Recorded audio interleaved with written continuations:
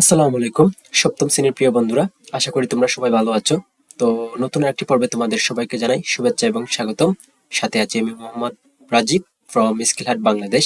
আজকে আমরা আলোচনা করব পার্ট 5 নিয়ে, যেটা হচ্ছে কর্মক্ষেত্রে তথ্য যোগাযোগ প্রযুক্তির ব্যবহার। তো আর দেরি কেন, চলো শুরু করি। পার্ট 5, কর্মক্ষেত্রে তথ্য যোগাযোগ প্রযুক্তি। তোমরা নিশ্চয়ই জানো, বাংলাদেশ এখন বিশাল বিশাল জাহাজ তৈরি করে পৃথিবীর বড় বড় দেশে রপ্তানি করে। আমাদের এত সুন্দর দেশটির ভেতর দিয়ে বিশাল বিশাল নদী গিয়েছে। এই দেশের মানুষ নদী, বিল, সমুদ্রে বড় হয়েছে। কাজেই তারা যে চমৎকার নৌকা আর জাহাজ বানাতে পারবে, তাতে অবাক হবার কি আছে। বড় বড় জাহাজ বানাতে হলে বিশাল বিশাল ধাতব টুকরোকে নির্দিষ্ট আকারে কেটে তারপর ওয়েল্ডিং করতে হয়। তোমরা নিশ্চয়ই পথে ঘাটে দোকানে ওয়েল্ডিং করতে দেখেছো। সেখান থেকে যে তীব্র আলো বের হয়, কেউ যদি সোজাসুজি সেদিকে তাকায় তাহলে তার চোখ পাকাপাকি ক্ষতিগ্রস্ত হয়ে যাবে। যারা প্রফেশনালি কাজ করে তাদের চোখ ক্ষতি হয় না, কারণ তারা অভ্যস্ত হয়ে যায়। আর আমরা যারা আছি, যারা এগুলা কাজ জানি না বা করি না, তো আমরা যখন তাকাবো তখন আমাদের কি হতে পারে, চোখের কি হতে পারে, ক্ষতিগ্রস্ত হতে পারে। যারা ওয়েল্ডিং করে তাদের বিশেষ চশমা পরে কাজ করতে হয়। সেখানে প্রচন্ড তাপের সৃষ্টি হয়, ধাতব টুকরো ছিটকে ছিটকে পড়ে। কাজটি দেখে মনে হয় এটি বেশ বিপজ্জনক কাজ। এই বিপজ্জনক কাজটি যদি মানুষকে করতে না হতো, কোনো একটা রোবট করতো, তাহলে কেমন হতো? ওয়াও, শুধু ওয়াও আর ওয়াও, শুধু কি ওয়াও আর ওয়াও। ওকে, এই যে এখানে দেখা যাইতেছে একটা, এখানে কি বলছে, এই যে ইন্ডাস্ট্রিয়াল রোবট দিয়ে আজকাল বিপজ্জনক যান্ত্রিক কাজ করা হয়ে থাকে। এই যে করাচ্ছে, রোবট দিয়ে কাজ করাইতেছে। ওকে, তো এটা তো খুবই ভালো। রোবট, বিপজ্জনক কাজ রোবট করে দিতেছে। তারপর একটা কি বলছে, তোমরা শুনে খুশি হবে, এই ধরনের বিপজ্জনক কাজগুলো আসলেই আস্তে আস্তে মানুষ নিজে না করে রোবটদের দায়িত্ব দিয়ে দিচ্ছে। মানুষেরা কাজ করতে করতে ক্লান্ত হয়ে যায়। একঘেয়ে কাজ হলে কাজ করতে ইচ্ছে করে না। রোবটরা ক্লান্ত হয় না। একঘেয়ে কাজটি নিয়ে তারা কখনো অভিযোগও করে না। তাই পৃথিবীর বড় বড় কলকারখানায় শ্রমিক হিসেবে আর মানুষ নেই, কাজ করে রোবটরা। মানুষেরা বড়জোর চোখে মানুষেরা বড়জোর দেখে কাজটা ঠিক মতো হচ্ছে কিনা। তো এই যে দেখাশোনা করার জন্য কি মানুষ লাগবে। আর রোবট তো, এই যে ছোটখাটো কোম্পানি তো রোবট দিয়ে তাদের কাজ করবে না। তো বড় বড় কোম্পানিগুলো যারা আছে তারা হয়তো বা রোবট দিয়ে কাজ করাবে, কিন্তু এই রোবট দেখাশোনা করার জন্য কি মানুষ দরকার হবে। তো মানুষের কাজ যে একবারে নাই তা কিন্তু না। অনেকে বলে যে মানুষ, এআই মানুষের চাকরি খেয়ে দিবে, রোবট মানুষের চাকরি খেয়ে দিবে। আসলে এটা ঠিক না। অল্প পরিমাণে খাবে, অল্প পরিমাণে খেয়ে নিবে আমাদের চাকরি, এই যে রোবট বা এআই, কিন্তু পুরোপুরি সম্ভব না। ওকে, তো এখানে একটা কি বলা হয়েছে, ড্রাইভার ছাড়াই এই গাড়ি চালানো যায়। এই যে এখানে একটা গাড়ি দেখা যাইতেছে, এটা ড্রাইভার ছাড়াই চালানো যায়। কিভাবে? হয়তো বা রোবট দিয়ে বা ড্রাইভার ছাড়া এটা বানানো হয়েছে এইভাবে। ওকে, তারপর কি, একঘেয়ে বিপজ্জনক কাজগুলো মানুষ থেকে রোবটরা অনেক ভালোভাবে করতে পারে। কাজে যতদিন যাচ্ছে ততই এই কাজগুলো মানুষের বদলে মেশিনেরা করছে, তথ্য প্রযুক্তি ব্যবহার করে। আমাদের পথে ঘাটে প্রতিদিন অনেক দুর্ঘটনা হয়। আশা করা যায় আগামী কয়েক বছরের মধ্যে উচ্চ প্রযুক্তির কৃত্রিম বুদ্ধিমত্তা নির্ভর গাড়ি আমাদের শহরের রাস্তায় চলবে। চললে তো খুবই ভালো, আমরা দেখতে পারবো। এবং প্রযুক্তি নির্ভর ট্রাফিক ব্যবস্থায় তাতে দুর্ঘটনা কমে আসবে। বিশাল বিশাল প্লেন যখন আকাশে উড়ে, তখন পাইলটদের কিছু করতে হয় না, কম্পিউটারই সবকিছু করে। যুদ্ধ বিমানে আজকাল পাইলট থাকেই না। পাইলটবিহীন ড্রোনগুলো যে প্রতিদিন ছবি তুলছে এবং ভিডিও করছে তা আমরা সবাই জানি। এই যে আজকাল কিন্তু এই যে ড্রোন উড়াতে কি মানুষের প্রয়োজন হয় না, বা মানুষের কন্ট্রোল থাকে। তো এই যে পৃথিবীটা কি হয়ে যেতেছে, সব মানুষবিহীন হয়ে যেতেছে সবকিছু। মানে মানুষ ছাড়াই কি যন্ত্র কাজ করে দিচ্ছে মানুষের হয়ে। ওকে, তারপর কি বলছে যে আমাদের কাজের ক্ষেত্রে তথ্য প্রযুক্তি কেমন করে ব্যবহার হয়, তার তালিকা করতে গেলে সেটি শেষ হবে বলে মনে হয় না। দাপ্তরিক চিঠিপত্র যোগাযোগের কথা তো আগেই বলা হয়েছে। অফিসের মিটিংগুলো আজকাল অন্যভাবে হয়। বিভিন্ন অফিসের বিভিন্ন মানুষ আলাদাভাবে বসে একসাথে কনফারেন্স করে।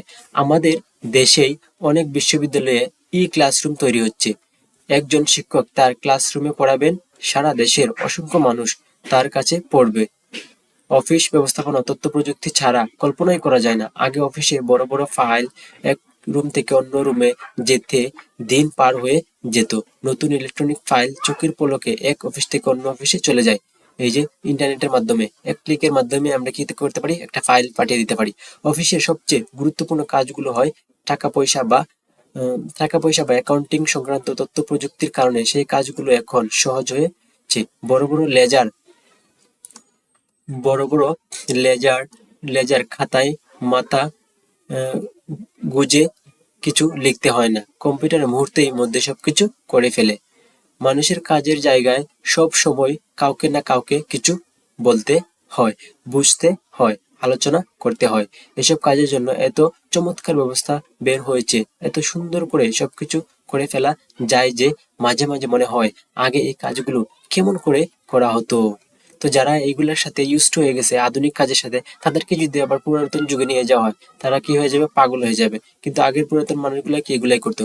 তো এখানে একটা দলগত কাজ আছে, রোবট দিয়ে করাতে চাও এমন কতগুলো কাজের তালিকা তৈরি করো। তো তোমরা যদি দলগত কাজের সমাধান চাও তাহলে কমেন্ট করে জানিও, আমি এই দলগত কাজের সমস্যার সমাধান করে দেখানোর চেষ্টা করব। তো নতুন শব্দ আমরা কি শিখলাম, একটা হচ্ছে রোবট, পাইলটবিহীন ড্রোন, ই ক্লাসরুম। তো এই তিনটার বিস্তারিত আলোচনা করব এখন। নতুন শব্দ,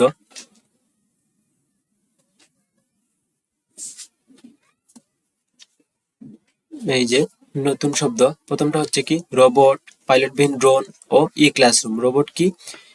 এটি একটি প্রোগ্রামযোগ্য যন্ত্র যা স্বয়ংক্রিয়ভাবে বা আধা স্বয়ংক্রিয়ভাবে বিভিন্ন কাজ করে। ইলেকট্রনিক, মেকানিক্স ও প্রোগ্রামিং এর সমন্বয়ে গঠিত রোবট মানুষের পুনরাবৃত্তিমূলক, বিপজ্জনক বা জটিল কাজগুলোকে সহজ ও নির্ভুল করে তোলে। তারপর হচ্ছে পাইলটবিহীন ড্রোন, ইউএভি।